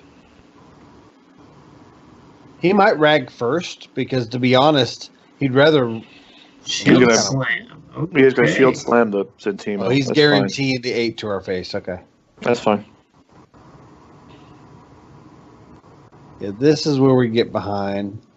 Hex does nothing. Not really. Point. I don't really care about that weapon too much, but I can still. Yeah, I think it's either nothing else. It's a body. If we're gonna kill the weapon, I would ooze and feral spirits. That's what I was just thinking. And ooze first and see what we get. Got to remember to give that pause to see what we get. We can freeze that 3/4 again. Can. It's not really hex. Well, he does have another Direhorn Hatchling in the deck. No, he doesn't. He already played it. Yeah, he played it. No, he's played one Direhorn Hatchling. And one was off Stonehill. One was off Stonehill. All right. You're right.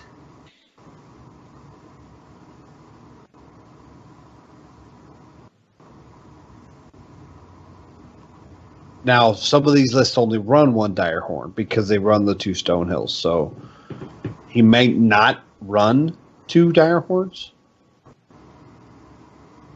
And the other Stonehill was an Ironfur Grizzly because he ran that. You don't main deck those. Yeah, you do. Oh no, yeah, that was Ironford Grizzlies? That's right. Sorry, that was off Stonehill as well. You're right. Yeah. Sorry, it's been a long day. You don't main deck Ironfords. If you're main decking Ironfords, there's a problem. Primordial Dragon. Primordial Face? I like a primordial face. You just got to get it. At this point, we just gotta get it. Spirit Echo. Actually, that's a really good pickup. Yeah. It is a good pickup if we can get any value on it. Like, say, Shutterwalk if you survive. Well, at this point, minions are going to have a hard time surviving. Well, if the board's clear, Shutterwalk will have Divine Shield and Taunt. So. Oh, yeah. He will. I forgot about that. I forgot about that interaction with Lone Champion. I love Shutterwalk. Even if it doesn't go off, the battle cry still technically goes off, right? Yeah. Well, that's a weird run-in. No, that's good. It's good for us because that was wrong. He should have hit his hero power first to try to clear one of the minions, and it would have been just pretty much a guaranteed clear. I think we go face and Shutterwalk. Or do we clear that minion and Shutterwalk? Will it die? Yeah, it's going to die anyways. Never. No, it's all right. Yeah, say it. I was trying to do the math on how much damage it would do. And order will matter. But Lone Champion's going to go off, right? Yep. We just play the Flame Elemental for a card. Yeah, and to have one more target. Yeah. Yep. One more rag shot. Ooh. That could be come in handy. That'll be 3 healing rains in our deck total. There goes Shutterwalk. Yep. Nope. No? Because it was 6 total. With face. Oh. Oh, that would have been Zola. great. Good That would have timing. been great if he'd survived. Do we just tempo Zola for a card? Tempo. what are we going to use her on? Yeah, there's nothing left. Yeah, Elise is the only. Well, I can get her back with Spirit Echo. Oh, yeah. Oh yeah. Play her than Spirit Echo. Okay, that makes sense. I think we're crushing walls out. Well, because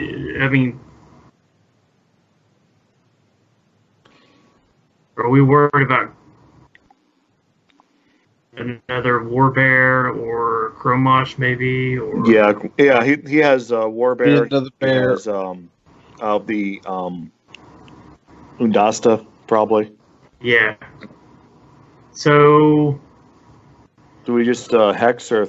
I think we Lightning Bolt and Shadow and Earthshock the 3/4. I like that. Baka's also in here, right? Yeah, Baku. Yeah. He's got, 10 cards in his deck? 12. Pear's got me calling it Baka. For some reason, she calls Baku Baka. It's Fat Patches.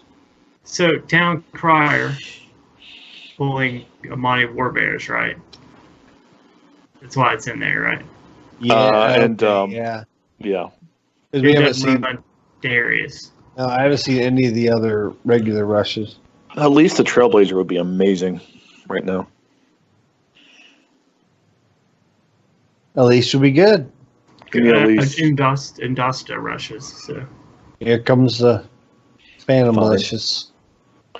It's fine. We can just volcano this away, but oh, it's so pretty. Volcano Healing Rain? We definitely Healing Rain. I think we just hold tight. I mean, yeah. Unless, we just hold tight at this point. We just Healing Rain and pass. We need some minions to drop. Heck, I'd take Kelliseth at this point. Stonehill would be great. That would give us 2 minions. We still have 2 Dragon Ball Scorchers. We have 2 Stonehills. We have Kelliseth. And we have another Primordial Drake and Arena Toads. Well, Arena Toads isn't a minion, but... It's 3 minions. It's better. Well, yeah. Well, I'm talking about 4 Hagatha triggers. Yeah.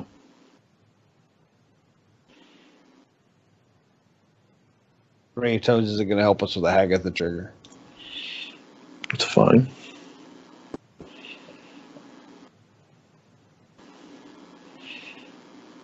This is where we top deck Elise. And then yeah. Sure. This is a volcano board. Yeah, we're gonna have to volcano. There's no choice. Volcano, and we go ahead and Healing Rain, though, right? Yeah. Yeah, probably. Actually, we could probably wait on the Healing Rain. We still got what, like. But why? My point is why would we wait? We're going to get full healing out of it anyways. Yeah. And we don't. Might as well use our mana. True. All right, so Rain of Toads. Probably next turn, maybe. Unless we draw Elise, yeah. We're like riding Elise at this point. This is like, yeah, this deck does not go face. Crushing Hand on that. Yeah. There she is. Insert inappropriate joke here. I still think we Rain and Crushing Hand. We do the Elise turn next turn. Yeah. Yeah, that's fine. Well, what's Rain? We won't be able to Elise next turn because of Rain's overload. No, we're talking about Rain of Toads, right? Oh, Toads? Yeah. Wait, which one were you talking about? Toads or Rain of Toads into Crushing Hand? We're going to be 6. Yeah. I thought you were talking about Healing Rain again. I'm like, really? Yeah, that's why I was confused. I thought he was saying Rain of Toads. So, yeah, we're not going to be able to Elise next turn. That's fine. No, but we can Hex whatever he puts out. Yep. Because now it's Undasta, and he has nothing to pull out of his hand with except for a big Dire Horn. Does this deck run Undasta? The last version I played did. Okay. We have to Healing Rain here. Oh, no! That's fine. We're going to heal up this damage anyway. Scratcher doesn't do anything. Yep. Healing Rain. Come on. Get out of my hand. The problem is we can't do 11 to us. So if he has another pixie or the one that doubles his hero power damage. If he runs 2 pixies, that's his deal. More power to him. I wouldn't run 2 pixies, but I would run a pixie. I wouldn't even run pixie. I wouldn't run pixie in the deck. And that bot. Oh, pixie's great in this deck. Yeah, I love pixie though. I mean, maybe it's just from playing OTK Paladin so much. Love pixie. All right, let's give me some good spells. Yeah, we're gonna have to rely on spells. Put up or shut up, Tom. Drift Elise, Zola. Tidal Surge. He gets us out. Scorcher and Tidal Surge puts us back up to 10. What? Why would you Scorcher? Put something out there to take the fire. Why don't you just Elise? Why don't you just Elise? Because I want to copy Elise and get another pack. 2 packs. Well, okay. We're running out of the window on that, but I mean, yeah. You're right, probably, but Avalanche or Tidal Surge? Tidal Surge. We have to. A stray rag shot will kill us.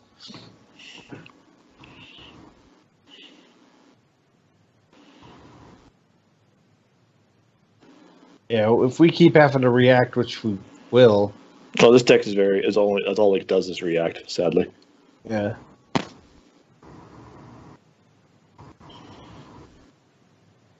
Well, that's good. It's really good.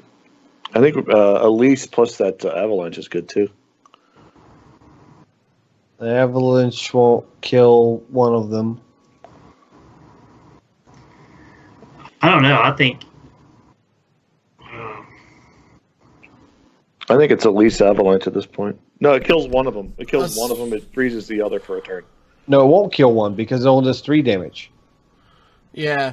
Do we not just throw out Elise, Keliseth, and Zola to try to get as much on the board as possible? That's what I was thinking. Yeah. Oh, Healing Rain. Oh, survive. I think we Healing Rain. Yeah, Oh, definitely. Yeah, I played that as soon as it showed up. I mean, Zola's nice. That's We want that value. Oh, wait, no, you guys to tell me. I just can't imagine we. Yeah. See, That's I didn't 4 think Healing getting Rays into we've it. gotten. Oh, There's the Collider. Collider, yeah. He's done a good job holding on to those. We'll trade 1. Come on, baby. What's Elemental Reaction? Do we It play an draws a Elemental? card. No, we didn't. All right, we avalanche something, and then we went elemental reaction first. I think we reaction first, yeah? Ooh, Fat Drake. I say that works, I guess. Yeah. Oh, there's another hit. Hagatha has just got like 2 bags. One has Healing Rays, the other one has Hexes. Just give me the healing reins, please. Oh. 4. Wow. We can't get through it. Oh, Maybe. the Pixie! No face, no face, no face. Oh, we're dead anyway. We're at 1. He does run 2 Pixies. What a jerk. 2 pixies. So we avalanche the 3/4 Angoro pack. What we can get the healing from Priest. We did. Oh, Radiant Elemental. But we got Iron Dino Hide. size. No, we Radiant Elemental, right? And then Ironhide. And then we of course Ironhide. And then do we avalanche the 3/4? Right? Hold on. No, or yeah, where's Avalanche? There it is. Okay. And then we Devil Sword Egg? Ooh, I like Venusaur Egg. Because his weapon won't kill both minions. This weapon won't kill 1 minion. Yeah, but it'll produce a 5/5. He plays So 2 it- pixies. I told you he did. He did. I know this deck. I know this deck. I piloted this to Legend a couple months ago. You know, it's a really cool combo if we can pull it off and somehow. I mean, it's never I going to don't- happen. I don't think Vorax I've seen any Dino Rastic- size. Oh, Amani Warbear is like the only Rastakhan card in here. Big Black Hawk in chat says the Hearthstone version of Survivor. But by the way, that's been 2 terrible Angoro packs. Yeah. This one wasn't terrible. It's not good, but it's not terrible. No, Vorax Dino size. I'm going to pull this off somehow. What? Ooh, Undasta. Dasta. Darius. No, Darius. He did run does run Darius. Darius. Yeah, I've This run is Darius a in greedy second. list. 50-50. Come on, egg. Hit the egg. Oh, well. Game. Guess what? He will crush me. Just want to make sure that he will crush me. No, I want to get on Twitter and post about this guy. Yeah, Red Wings, he's a jerk. He's a jerk. Sorry, too soon. We love you, Rod. I love you, Rod. I wasn't going to say anybody's name. I don't know that you had to. No, I'm pretty Everybody sure knows. everybody in Hearthstone knows at this point. Who that guy is. Even Cora. Cora Yeah. had to step in and mediate. Oh, All all right. right. Well, it's a fun deck, but yeah, it's got some pretty bad matchups. You gotta. If that was straight up Odd Warrior, we'd have won that game. Like I said, I found that the Primordial Drakes weren't super effective. So I traded them out for other eight casting costs that I felt like did a better job. So Yeah, I think more mid range threats would do this deck a lot of good. And I think like Alakir or like you put in Lich King and is very good for this deck.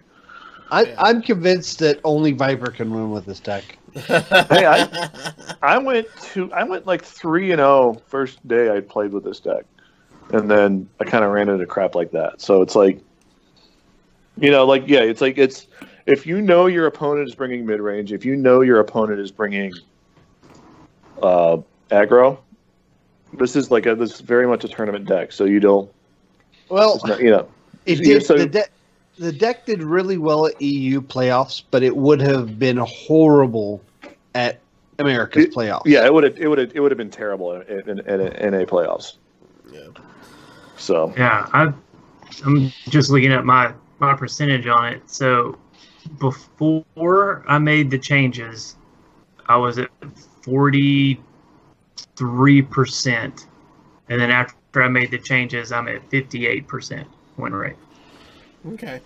So something to think about if you. And those changes you were talking about were dropping the 2 primordial drakes and adding in Lich King and Alakir. Adding in Lich King and Alakir, and then I put in. Hold on a second. Let me pull it up here real quick. Plated Beetle instead of the Firefly.